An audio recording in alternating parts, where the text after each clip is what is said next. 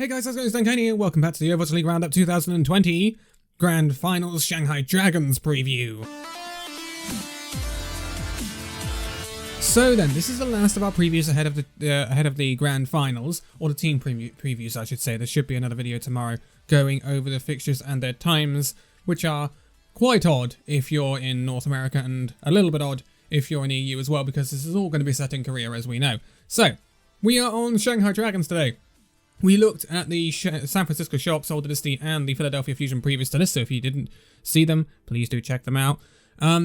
Obviously, Shanghai Dragons come into this as #1 seed in the league. They have been very good all season, 27 wins on the board, 2 losses, and multiple tournament wins, getting ahead of the Hangzhou Spark in the Countdown Cup and the Seoul Dynasty in the May Melee, but losing out to the Guangzhou Charge, I believe, in the Summer Showdown.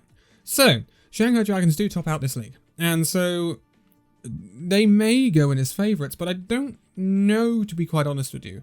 I have one reservation about the Shanghai Dragons, and it's something I've had for quite a while, but we'll get into that in a minute.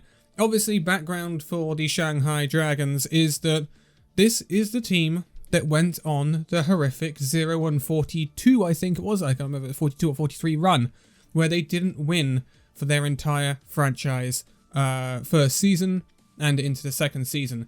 It was horrific. Definitely was not something we want to see, and it was very emotional in 2019 when Shanghai Dragons finally got that win on the board. And then they pushed on from there with a slightly different roster and managed to win Stage 3 of that season, which was quite the turnaround. Very, very emotional. I remember that. That was one of the biggest moments of that season, without a doubt. And now here we stand today. Shanghai Dragons, 2020. Yes, it's been an odd season, but they topped this league out. They are #1. And no matter what we say, that is one hell of a turnaround. But it is a very, very different team now. We see Dia still in there, but hasn't been used. We see Giguri, but she hasn't been used all that much either. DM's kind of been bent, so is Ding. Mainly for the Shanghai Dragons, we have seen this season Fearless, Li Jaegon, Void, Lip and Flatter, with sometimes Izayaki in, sometimes Luffy in. We've also seen Stand 1 near the start of the season, but Stand 1 has been nowhere near as good as Fearless. In my opinion, Fearless is the best main tank in this league, and he is a role star for a reason. So, they definitely have fantastic tanks. Fearless and Void, they have, well, Void was an MVP candidate. I don't know why Fearless wasn't. I don't know why Fearless was not on that list. It's just still baffles me to this day. Anyway, so they're both role stars. Then we have Li Jaegon. I don't think he's a role star. Then we have Izayaki and Luffy. I think Izayaki is a bit more, not temperamental, but risky for the Shanghai Dragons, but they were playing him in the playoffs and getting value out of him. Luffy tends to be that more stable pick for the Shanghai Dragons, so we'll see what happens there. That's something I'm going to come back to in a minute. Then we have Lip, who has been outstanding this season. Outstanding. And Fletter, who is obviously our season MVP. He has been phenomenal this season. Absolutely phenomenal. And definitely, there are so many bright sparks on the Shanghai Dragons roster, it's unbelievable. But obviously they have Coach of the Year as well, with Moon. And they also have some experience from winning the Overwatch League with J-Phil, who used to be with the London Spitfire. And Quartermain, who was actually used to be a London Spitfire player. They didn't win the league when he was there, but he was under some very, very established and experienced players. So this Shanghai Dragons roster, when I look at it, it looks like it's got every base covered. If they want to run Bunker, they can run Bunker. If they want to run Double Shield, they can run Double Shield. If they want to run Roadhog Zarya, they can run Roadhog Zarya, because Fearless demonstrated a good Roadhog against Seoul Dynasty in the end of those playoffs. They want to run Dive, they can run Dive. They can run pretty much what they want. The question is, can they do it better than the rest? Well, the evidence would point to that, wouldn't it? Now, they've obviously taken on the Seoul Dynasty multiple times this season and come out on top. If not narrowly, but it was the Shanghai Dragons clutching it out in the end. Even in Seoul Dynasty's very own meta that fell right into their lap in the playoffs a couple of weeks ago, they still won out 3-2. And dumped Seoul Dynasty into the losers bracket to face NYXL. But this is still a team that I think does its best in Dive. And Dive When you look at the best team on Dive in NA, it has to be the Philadelphia Fusion, I would have thought. And this is the team that they will go up against first, as we talked about in the Philly Fusion video. And this is going to be super, super interesting. I think if they both mirror Dive, it's going to be super, super close. I think it will be very, very, very close. Because I think these two teams are extremely evenly matched in Dive. And I really like the Philadelphia Fusion's execution of Dive during the playoffs. I really, really liked it, but I also really like Shanghai's as well. It is really hard to separate these two teams. Then, say we go into the more road-hoggy meta, I think that might start to come out on top for Shanghai. I'm not going to lie, I think that might start to pull Shanghai forward, but I think these two teams will want to gravitate more to Dive. I really do think that. Now, the thing I want to point out with the Shanghai Dragons, and it's something that I have had question marks during this season, they've been part of the big top three, so that's Shanghai, Philadelphia, San Francisco. No one's been able to touch them in APAC really. But when I look at the support line of the Shanghai Dragons, Li Gon, he can be inconsistent. Sometimes he can be a little bit greedy. When we talk about main supports in this league, when we talk about the Lucios and the Mercies and people like that, Li Gon is definitely up there. Li Gon is definitely up there. But we have to compare him with the likes of Moth, Funny Astro, people like that. And when I compare him to that, he's probably better than Moth. But for Funny Astro, I think Funny Astro is better than Li Gon. Because I think Funny Astro is more consistent and is less risky, surprisingly enough, because Funny Astro is an aggressive player. Less risky than Li Gon. We have seen points at this season where Li Gon has kind of fed and kind of been out of position and had some weird plays. So I don't think Li Gon is perfectly reliable, but he is still very, very good. And it depends what Li Gon we get on the day.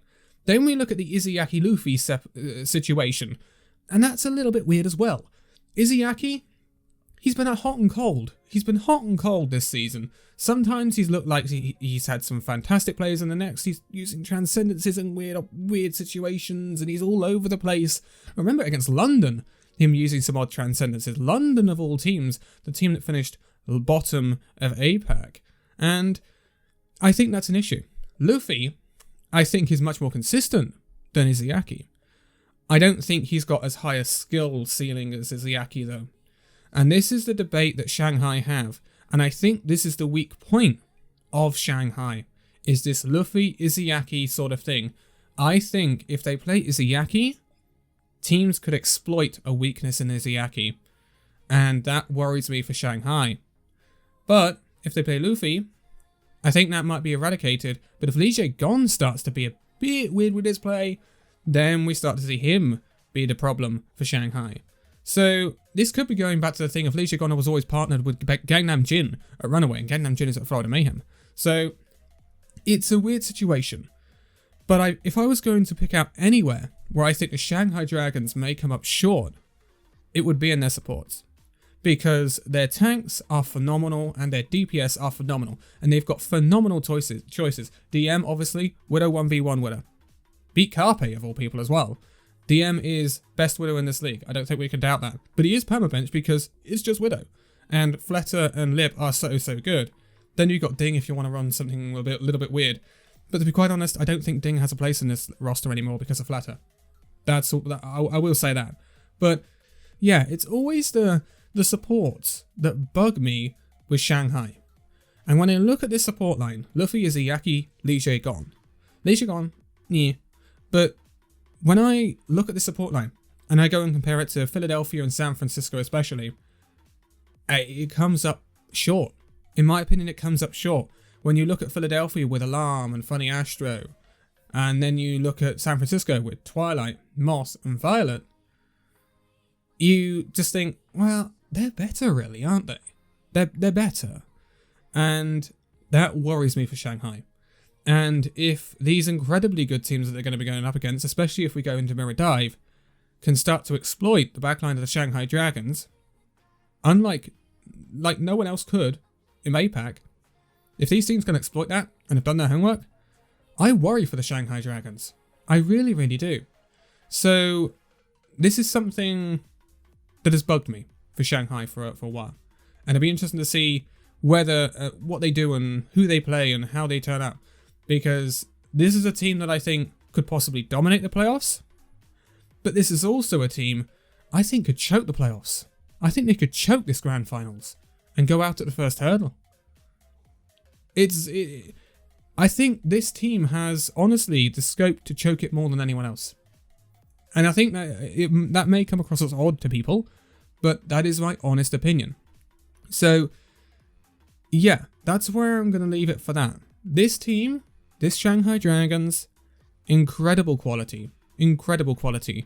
But I have my doubts over the support line at times, and that worries me going into these grand finals.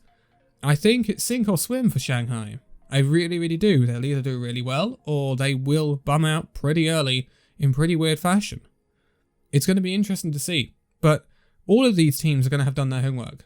All of these teams have had plenty of time to prepare for these matches, but to prepare for 3 teams, Philadelphia Fusion, the Philadelphia Fusion, the Seoul Dynasty, and the San Francisco Shock in Shanghai's case, and it's going to be some great Overwatch. That's without a doubt.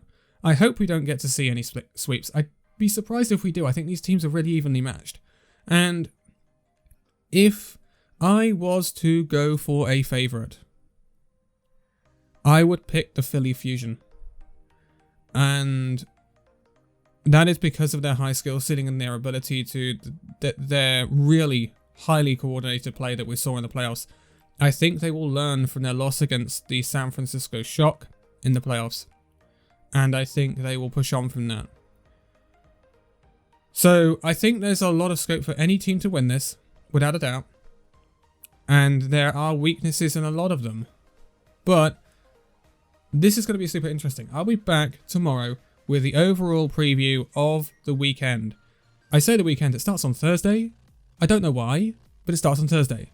And it's going to be super interesting. It's some weird times for EU and NA, but boy oh boy, we are going to see some crazy Overwatch coming up. But I'm going to leave it here for this one. So thank you guys so much for this video. If you'd like to give a like, subscribe if you're new, and I'll see you in the next video. See you then.